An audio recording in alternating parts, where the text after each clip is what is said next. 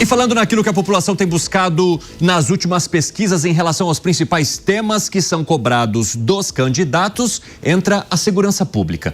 E nessa semana, aqui na programação da Jovem Pan, nós recebemos os candidatos ao governo de São Paulo para as tradicionais sabatinas do Jornal da Manhã. Eu e uma equipe conversamos com Tarcísio de Freitas e também com Fernando Haddad. Já vamos acompanhar o que Tarcísio de Freitas pensa para a segurança pública caso seja reeleito. A gente já fez 542 operações em conjunto com a Polícia Federal, com a Receita Federal, com o GAECO. Quase todo dia, e a gente pode fazer a conta, e vai ser uma a cada 3, 4 dias, a gente está fazendo uma operação conjunta. A última foi justamente nesta semana.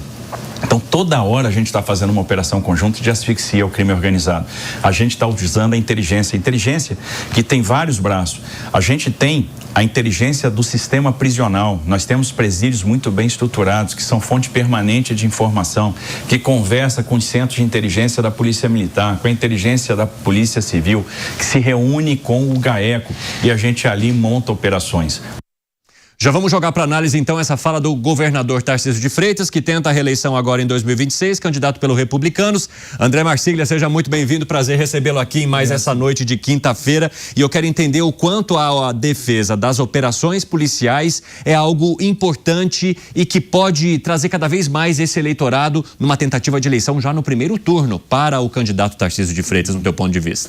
Olha, Cine, boa noite a você, a toda a audiência. Eu acho que muito, né? As operações policiais, a segurança pública, bom, a gente tem visto isso como um tema nacional, não apenas de São Paulo. A relevância é total para o Brasil. Mas especificamente em São Paulo, essas operações policiais, as operações, enfim, que mostram uma contundência ou que mostram um rigor em relação à lei, eu acho que isso é uma marca do Tarcísio, uma marca também de candidaturas mais à direita. Parece que essa toada que escolheu o Tarcísio de falar dessas operações, de mostrar a contundência, de mostrar que ele vai efetivamente resolver o problema da segurança, não apenas na teoria, não apenas com conjecturas ou, enfim, planos mirabolantes, mas na prática, né? Como antigamente se falava, polícia na rua, não é? Exatamente. Rota na rua, antigamente se dizia. Eu creio que essa não só é uma pauta apelativa, como também que tem muita aderência no campo da direita e vai facilitar que ele chegue ao primeiro turno com muita vantagem. Já conversamos mais, mas eu quero dar uma olhada também sobre essas escolhas dos eleitores em torno dos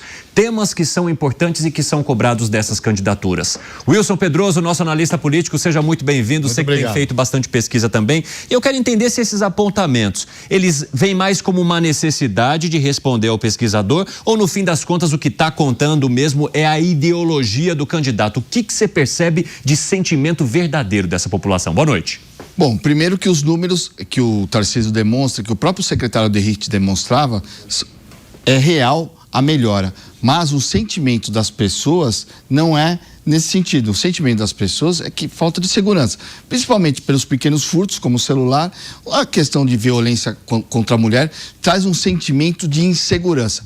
Mas as pesquisas, se você for ver, as pesquisas dão segurança pública como principal item de decisão do voto do eleitor. Antigamente era saúde e educação, porque esses temas saúde e educação são temas da família. E segurança pública, principalmente por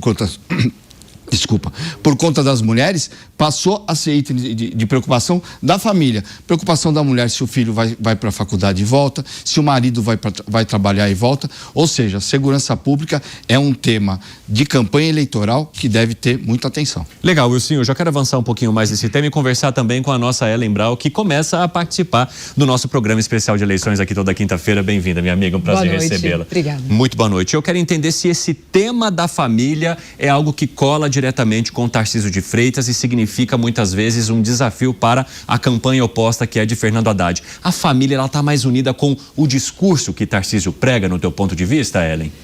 Boa noite, obrigada aqui à nossa audiência. Sem sombra de dúvidas, a família, ela está muito mais ligada ao discurso conservador. Aliás, conversando com as campanhas da esquerda, quando a gente fala com a campanha de Lula, de Fernando Haddad, esse é um grande desafio, porque as pesquisas qualitativas têm apontado que família é um valor essencial para todo brasileiro, praticamente 100% da população considera a família sua instituição primária de confiança. E aí a esquerda tem uma certa limitação a mostrar que entende a família e reconhece essa importância. E neste sentido, candidatos como Tarcísio de Freitas acabam se dando melhor, porque eles acabam levando este tipo de valor para um lado mais conservador. Aliás, este é o grande desafio neste momento dos marqueteiros da esquerda, mostrar que todos estão abraçando a família, seja ou as famílias como são, mas como um valor de confiança institucional do brasileiro. Falando na campanha da esquerda, nós também questionamos o candidato Fernando Haddad do PT ao governo aqui de São Paulo sobre a estratégia dele para a segurança pública.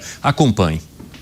Eu estou me propondo a fazer, está no plano que você leu, é montar um gabinete institucional em que todos tenham assento, inclusive os órgãos federais, cuja ajuda o Tarcísio recusa, porque ele acha que fere a autonomia do Estado.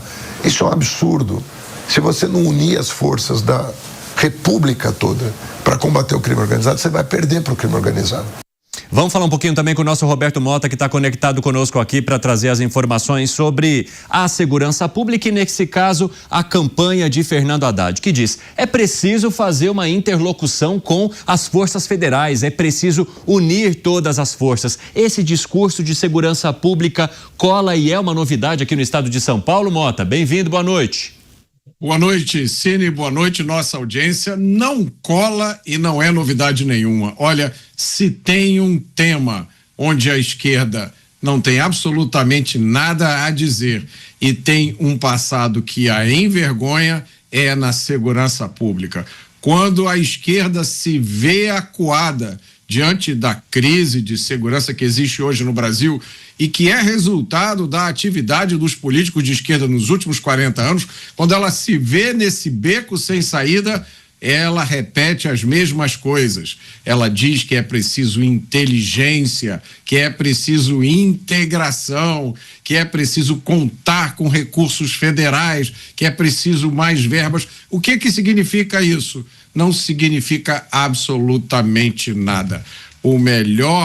A melhor estratégia de segurança pública já foi comprovada no mundo inteiro, que é você dar uma punição proporcional ao crime cometido. O que às vezes significa tirar o criminoso de circulação para o resto da vida. Mas essa é uma ideia que a esquerda não aceita.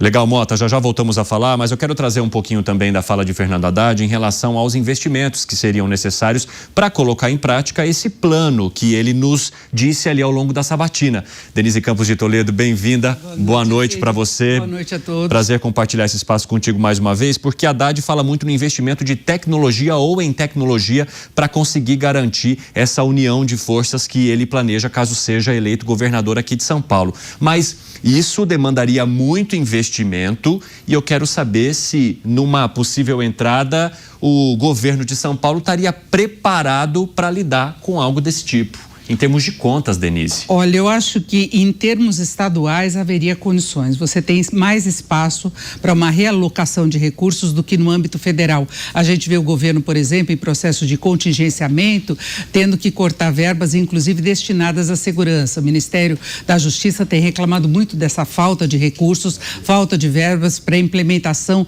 de todas as mudanças e inovações necessárias para combater o crime organizado, a criminalidade em geral. Agora, quando você pensa no âmbito estadual, as despesas são um pouco menores e tem um remanejamento orçamentário diferente, não tem aquele rombo das finanças públicas como se tem no âmbito federal, metas a serem cumpridas. Claro que tem que trabalhar no azul, não deve deixar o rombo crescer, mas eu acho que teria mais condições. Eu acho que aí depende de um programa mais efetivo de segurança que deixe, inclusive, a população ter uma percepção maior dessa segurança. A gente tem estatísticas muito favoráveis, mas ainda falta essa percepção da sociedade de que existe essa segurança maior mesmo. Agora, é interessante a gente perceber também que nesse discurso de Fernando Haddad, ele fala muito sobre a necessidade de união de forças, inclusive com o poder ou com o governo federal, para colocar em prática essas estratégias de segurança pública. A questão é que ele fala sobre essa necessidade, tendo acabado de sair do governo que é o governo que o apoia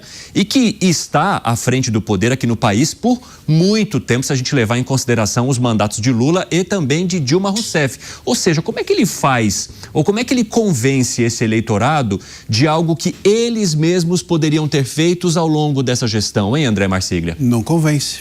Não convence. Esse é o grande problema, um discurso que soa vazio, porque, na verdade, como você disse, o Haddad vem de um governo que vem tratando essa questão da segurança pública, inclusive, muito mal, de uma maneira mais retórica do que prática, né? É um governo que tem resistido ao combate ao crime organizado e sempre vem com aquela história de que é preciso asfixiar financeiramente, é preciso criar teorias e teoremas sobre a segurança pública, mas não combater realmente o crime organizado. O próprio presidente Lula tem dado falas que não são de se guardar sobre como que se faz o combate a facções. Essa questão da união, né, do governo federal com os estados em relação a isso, Cine, não é de hoje. Já temos, mesmo quando, por exemplo, Lewandowski era ministro da Justiça, houve tentativas de fazer com que o governo federal, numa propalada união ou integração, na prática fizesse com que o governo federal é que comandasse o combate à segurança pública. Então essa história de vamos nos unir, vamos juntos, é muito mais um discurso, e antigo até, do governo Lula, do que uma realidade. Na realidade, o que o governo quer é trazer para a federação, para o governo federal, a possibilidade de dizer aos estados como que o combate deve ser feito. E isso impede que o governo ou os estados façam um combate efetivo ali no dia a dia de problemas que eles próprios conhecem muito melhor do que o governo federal, e faz com que os estados também não fiquem pedindo bênção para tudo que eles têm que fazer. Então, para os estados, a melhor coisa é eles terem independência, autonomia para a gestão do problema da segurança pública, mas o governo federal não quer monopolizar. E aí é curioso que o Haddad, que agora quer estar dentro do estado, faça um discurso que interessa ao governo federal. Acho que ele talvez precise entender que virou a chave em relação a isso.